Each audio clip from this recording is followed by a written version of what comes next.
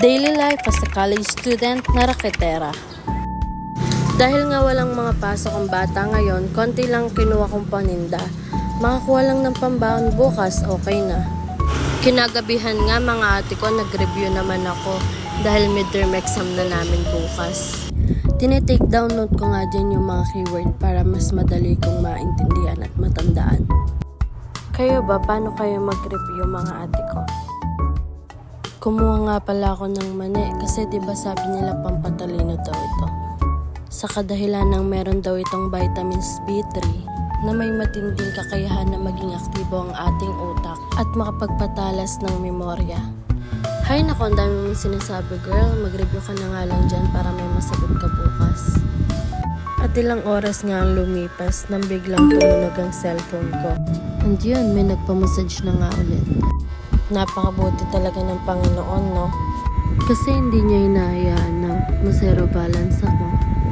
Siguro kasi alam ni Lord na hindi ako pwede mawalan. Dahil isa ako sa inaasahan sa bahay. Pero minsan nakaka-pressure din.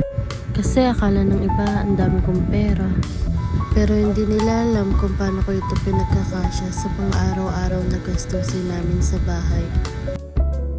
At ito na nga, exam day na, kaya nagre-ready na ako niyan para pumasok.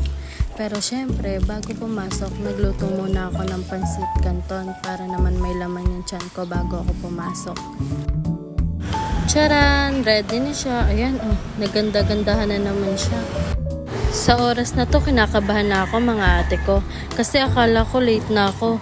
Mabuti na lang malakas talaga ako kay Lord kasi mas late yung proctor ko. At yun na nga, 3 minuto pa lang ako nakakaupo, biglang dumating yung proctor ko. Hi, thank you Lord. Pagkatapos naman namin mag-exam, bumaba naman kami para magpa-survey. Eto talaga yung nakakapagod sa college no? Kasi bukod sa pagod ka na nga, butas pa yung bulsa nyo sa pabalik-balik ng pagpunta sa mga university na kailangan yung surveyan. And yes, finally, uuwi na nga kami dyan kasi tapos na kami mag-survey sa PL Mon.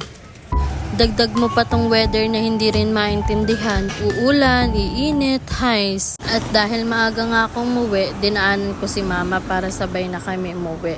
Pero bago kami umuwi, syempre kakain muna kami sa inasal.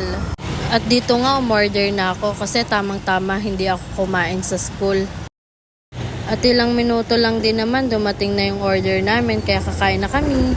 At dahil maaga ko nga pinauwi si mama, ako na magtitanda nitong mga paninda niya.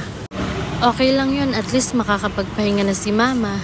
Hanggang dito na lang mga ate ko. See you on my next video. Bye bye!